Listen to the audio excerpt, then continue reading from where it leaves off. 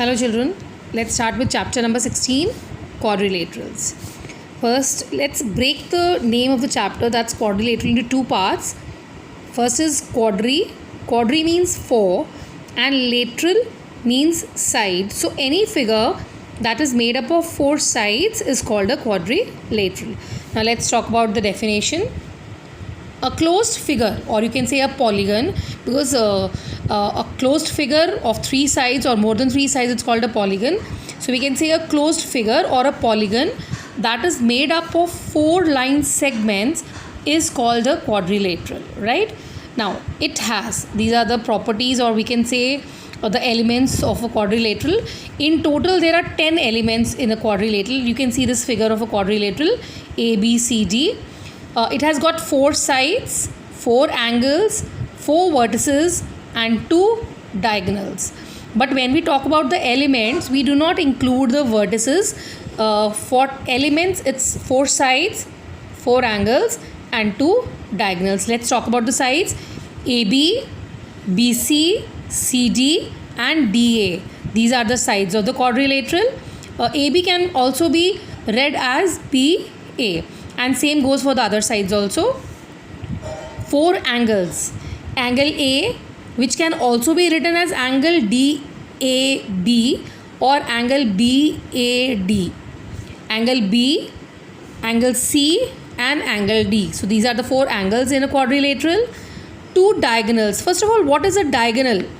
Diagonal means when you join the opposite vertices, you get a diagonal.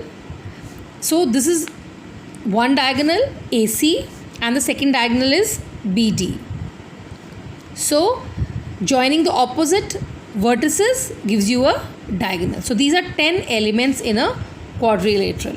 Now let's talk about the opposite sides, opposite angles and opposite vertices. Opposite sides. Now what are opposite sides?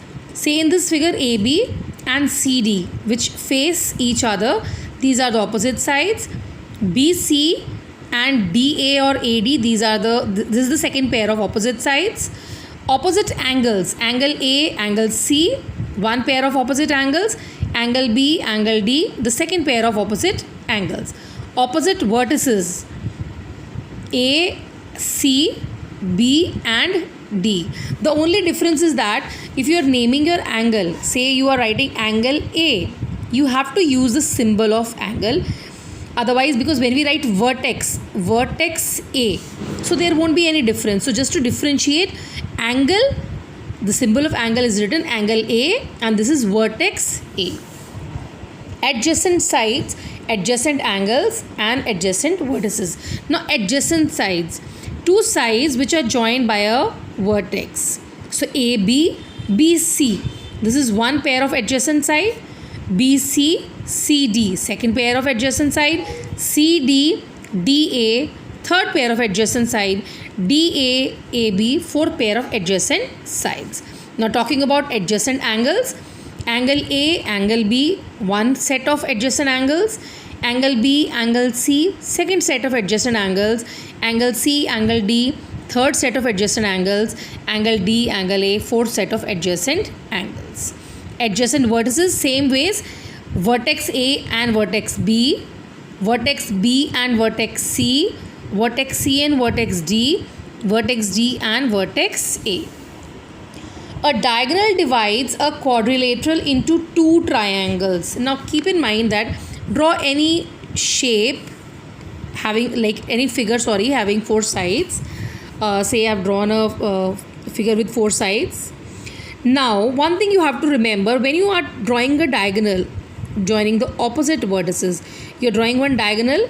Your diagonal divides the quadrilateral into two triangles. Now you can see your diagonals has divided the quadrilateral into two triangles. Triangle number 1, triangle number 2.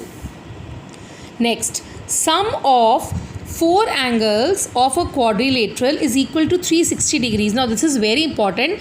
This is in short written as ASP, angle sum property of a quadrilateral. In short we write as quad, QUAD. This property states that Angle A plus angle B plus angle C plus angle D is equal to 360 degree, which means when we add all the four angles in a quadrilateral, their sum is always equal to 360 degrees. Now, this property we'll be using for finding out the missing angles in a quadrilateral. Now, let's talk about types of quadrilateral. There are many types of quadrilateral. Say parallelogram, trapezium, kite, arrowhead, rectangle, rhombus, isosceles trapezium, square. So we'll lay stress on the ones which we have in this chapter. The first type of quadrilateral is a parallelogram. Detail we'll read later. Now, then rectangle is a type of a parallelogram and rhombus is also a type of a parallelogram. Next, square. Square is a type of a rectangle. So we'll talk about parallelogram, rectangle, rhombus and square. Now let's see the detail of these types of quadrilaterals, starting with the first one, parallelogram. Now what is a parallelogram? A quadrilateral in which both the pairs of opposite sides are parallel is called a parallelogram. Now you can see one pair of opposite sides and the second pair of opposite sides both are parallel. Now this symbol you can see, children, this symbol shows that they are parallel. Two arrows and one arrow just to differentiate that these two are parallel and these two are parallel. So any four-sided figure in which both the pairs of opposite sides are parallel, it's called a parallelogram. Now we'll talk about the properties of a parallelogram. Opposite sides are equal. That means if you are talking about a parallelogram, opposite sides will be equal. Say AB and CD will be same, BC and AD will be same. Opposite sides are parallel. This we've already read. Opposite sides are parallel. And how do we write that? We write AB parallel to CD.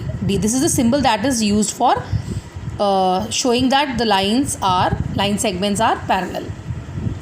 Opposite angles are equal. Now we have already discussed which are opposite angles. Angle A and angle C, these are opposite angles. They are equal. Angle B and angle C will be equal because these two are opposite, they are equal. So whatever is the measure of A, same will be the measure of C, and whatever is the measure of B, same will be the measure of D. Then diagonals bisect each other. Now diagonals bisect. Children, there is a difference in the word bisect and intersect. Intersect means to cut, and when we say bisect, it means to cut in equal parts. So please do not use the word intersect, use the word bisect. Diagonals bisect each other. Let's see this figure. You can see I have drawn two diagonals. Now when we say diagonals bisect each other, this is the point where the diagonals are cutting each other or meeting each other or intersecting each other. Now when they cut at one point, each diagonal is cut in equal parts. So say this is the length, suppose this is the length of this diagonal is 10 centimeter. So when you cut it, it will be in two equal parts. So from here to here 5 and here to here 5. And suppose the other diagonal is 8 centimeter. So half 4 and 4. So each diagonal is cut in two equal parts. Each diagonal bisects the parallelogram. Now when you draw the diagonal, your parallelogram is bisected. That means your parallelogram is bisected in two equal parts. So which means we have already discussed that when we draw a diagonal, the four-sided figure is divided into two triangles. So both the triangles are same. It's a parallelogram, so it will be divided in two triangles which are same. Adjacent angles are supplementary. Now supplementary means when the sum of two angles is equal to 180 degrees. They are called supplementary angles. So in a parallelogram, adjacent angles are supplementary. Now which are the adjacent angles? Angle A and angle B are adjacent, B and C are adjacent, C and D are adjacent, D and A are adjacent. And how do we write that? We write it in this way. Angle A plus angle B is equal to 180 degrees, because they are supplementary, and it means their sum will be equal to 180 degrees.